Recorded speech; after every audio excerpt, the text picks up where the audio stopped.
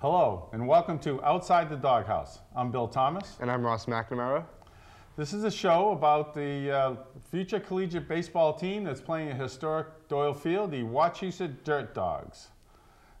Ross, we are about 2 weeks into our season now, and why don't you fill in our viewers of a little bit about what's been going on with the team up to this point? Well, we had a rough start. We didn't win anything our first week, but this past week we did well. We went 3-2, winning our first game.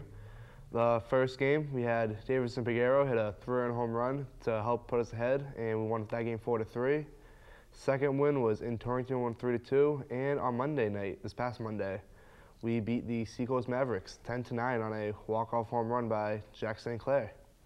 Yeah, we'll get into that a little bit as we get into the show a little bit more, talking about that historic, dramatic walk-off 3-run home run by Jack St. Clair. But let's talk a little bit about the future collegiate baseball league in general and how the Dirt Dogs have come to be part of that league. And I know it's been a work in progress up to this point, and it's ever evolving, Ross. Well, the league was founded last year with 4 teams, and they were very successful, and they added 5 more teams, 4 of which came from other types of leagues, whether the other collegiate teams or semi-pro teams that became collegiate. The Dirt Dogs, however, are in their inaugural season, the only team that started from scratch. We played on Doyle Field in Leominster. The players on the team are all collegiate.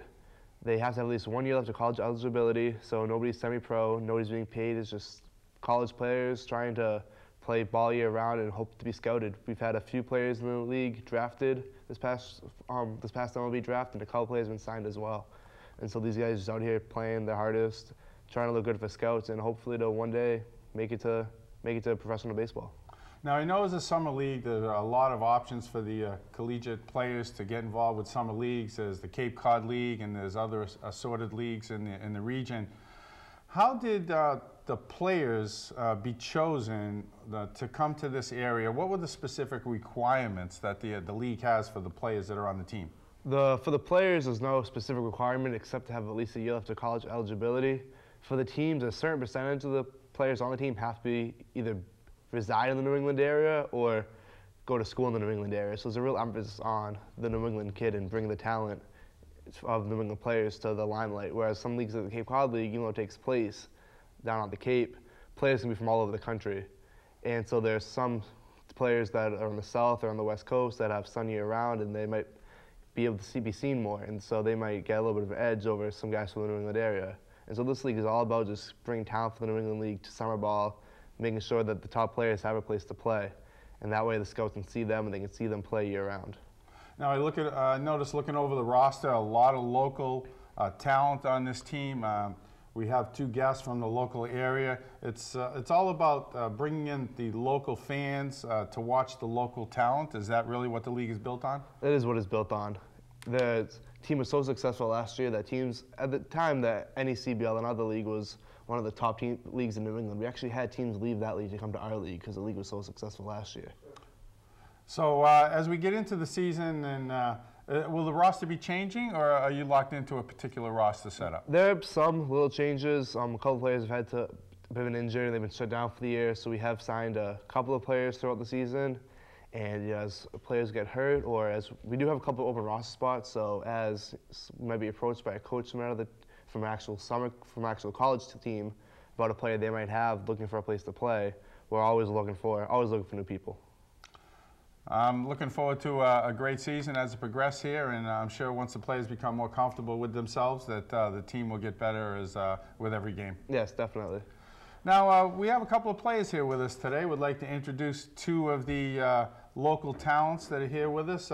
First off, Davidson Piguero. You attend Fisher College, and you're from Matanon High School, and I believe you grew up in West Roxbury. And also Ross Julian, another local talent. You grew up in Dunstable. You went to the Rivers School and the Groton School. And you attend Brown University. Welcome to the show, guys, and how about some first impressions about this league and how you compare it to other summer ball teams that you've been involved with in the past. Davidson first.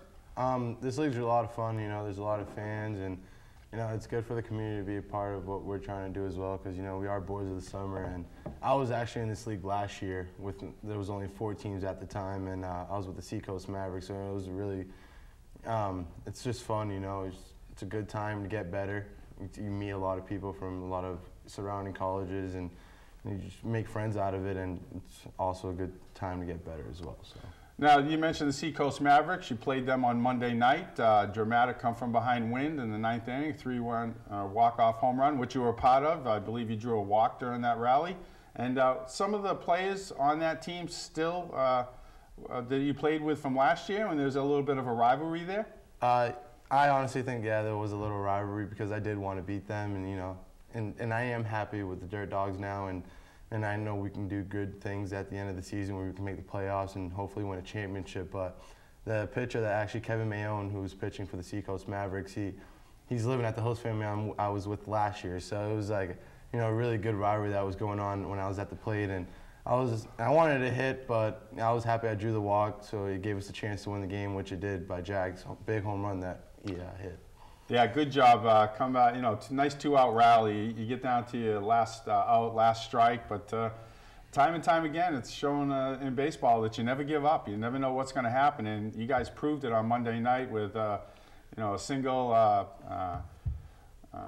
to left field to start the rally, and then, you know, you drew that walk, and then here comes Jack St. Clair, and the next thing you know, the game's over. Mm-hmm.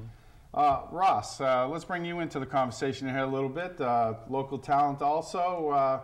How did you come to get involved with this summer league, and what has been your history from high school, and what have you done in the summer in the past? So the summers in the past, I mostly play down south. This year, it's really nice to stay local with the team. I think it's a good chance to just relax, play baseball, not have to worry about school, this and that. So. I see, I was looking over your memorable moments in your bio that the team has, and you were on a AAU D1 national championship team. Right. Tell us a little bit about that experience. So that was when we were 15 years old. We were down in Florida playing at a Bets Bat tournament down there. So it was a lot of fun. It's a lot of fun when you actually win something, win a championship, get to compete for a playoff title. You know, we were talking off air a little bit about some odd occurrences on the field. You mentioned something, an encounter with a goose or something while you were playing the game. How about relating to that a little bit? Yeah, so the goose story, I guess my nickname for a while playing baseball has been Goose, and that comes from a story when I was in Little League. I got hit by a goose that flew into me as I was running down to first base. So, the goose kind of waddled away, and I think I was a little dazed to realize what happened, but I guess that's a story. Now, were you out or safe on the play? I was foul ball. Oh, the foul ball. So I was wondering if the goose got an assist on the put out there? Or yeah, I had to keep hitting after that. You didn't participate in Monday night's game, but obviously from the bench, a lot of enthusiasm. What was the feeling on the bench as that rally developed, which led to the ultimate home run by Jack St. Clair? Yeah, I think it was interesting. It really shows you really the character of baseball, is how a game can just flip like that. It was sort of, we're down by 2 runs, we got 2 outs, and out of nowhere, boom, we got a hit, we got a walk, and then a home run.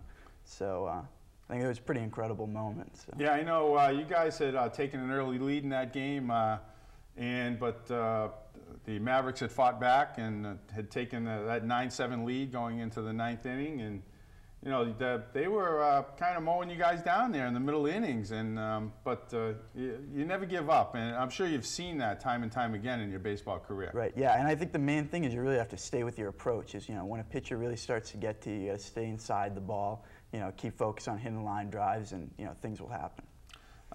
Back to you, Davidson. I know that you were the player of the game in our first win. You had yourself your own 3-run home run, and I'm sure you've been involved in some dramatic wins and comebacks. How would Monday night's win compare to other experiences you've been involved with wins and comebacks and last at-bats? It's just, a walk-off is a walk-off. You just know the excitement that you get from it is just unreal. You win the game, it's in dramatic fashion. How else can you ask for it all, We won the game, just winning's winning. No one likes to lose, so just player of the game and all that is just something extra, but winning the game is the most important thing. So, I know earlier in the game, the Dirt Dogs have a promotion with Buffalo Wild Wings. You score 6, you get 6. And you were at the bat during the scoring of the 6th run. I think it was your double that plated 2 runs at the time. The Dirt Dogs had 5, and we were kind of joking about it on the sidelines. And I heard your coaches yelling "corn dog." I guess that refers back to a movie, basketball movie with Will Ferrell, where if they scored more than 110 points, fans were going to get corn dogs or something. But did you realize what was going on, and did you understand the moment?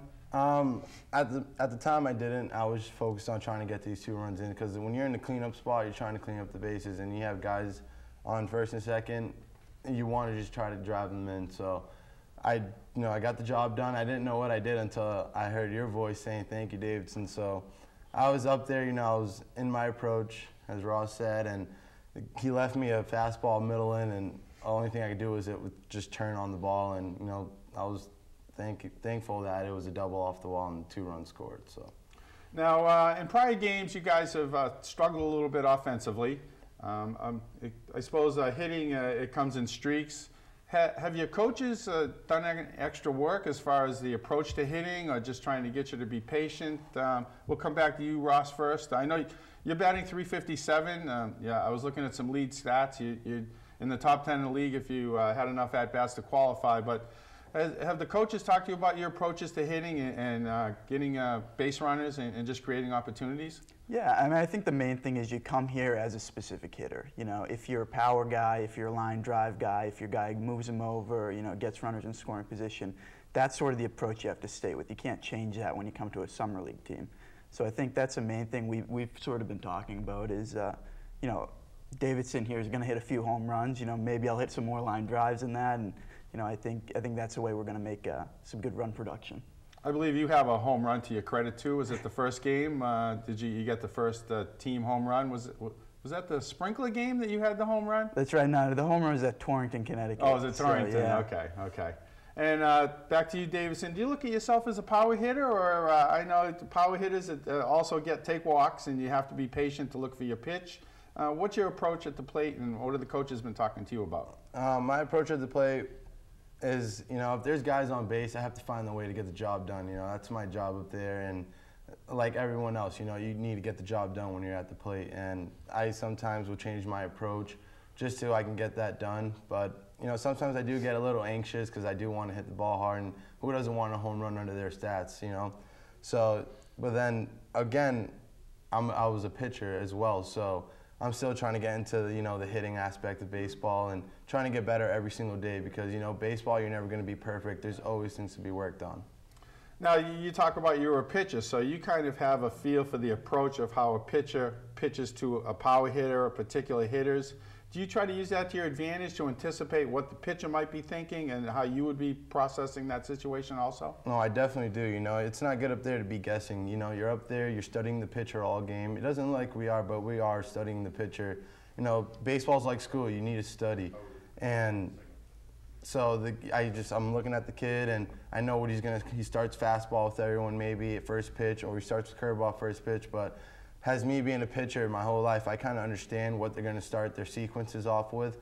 So, it's good to be up there that I know what they're going to be throwing sometimes. Sometimes I'm wrong, I'm not always right, but when I'm right, like last night, middle in fastball, I had a feeling he was going to throw it in and just turn on it, use my hands, and, good things happen out of it. That led to the double, which plated the 6th run, and 6 for 6 for thank you to Buffalo Wild Wings.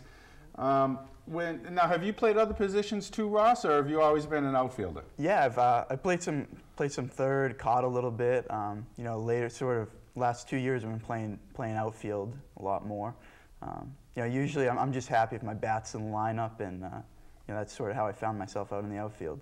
I know on Monday night, later in the game, there was quite a few pitching changes, and I believe they went to somebody who's listed as an infielder later in the game. And so you're not really locked into a certain position. Do you anticipate, Davidson, pitching at any time, or have the coaches talked to you about that? No, I definitely do. My arm has been, I was having little elbow issues in the beginning of the season, but now, I feel a lot better. I'm ready to get on the mound. It's just, my confidence is now, I feel like it's there, and I think tonight, hopefully I'm out of the pen, so hopefully I'm out of there, and I, shut things down. You guys are in a long stretch right now. I believe 22, 23 games in a row, so I'm sure it'll be all arms on deck, so to speak. Yes, that's right. Well, we wish you guys continued success. It was nice to see that dramatic walk-off, 9th inning, 3-run homer by Jack Sinclair on Monday night. You know, you're 3-2. You started off 0-4, 3-2 in your last 5. You know, the coach talked about just getting to 500. 4 teams make the playoffs. It's definitely within your grasp. So just continue doing what you're doing. I'm sure we'll see you there at the end of the season. Sounds good. Thank you. Thank you, Davidson. Thank you, Ross, for joining us. Ross, back to you. I know you've been a little quiet here, but let's talk a little bit about what the team's doing. I know you're involved in a lot with the merchandising, social media. So let's see what the team's got going on. Well, at the field we have, it's called Digger's Dog Shop. You can get many wooden bats, hats, t-shirts, pennants, and some of that is online as well. So you're down there catching the game, hoping to get your free 6 wings. Come down and check that out as well. Get tickets online. And for social media, if you just want to like us on Facebook and follow us on Twitter, the Facebook is Wachusett Dirt Dogs, and the Twitter is @dog_pen. If you follow us there, you can get all the latest team news. You can get our starting lineups. We also post a post-game wrap-up. So if you weren't able to attend the game and you still want to follow the team and want to know what's going on, just follow us on there. And we'll also post some promotions maybe having going on that night. Just to jump in a little bit, back to the 2 players here. Do you guys tweet? Are you on Facebook? And are you talking about the games?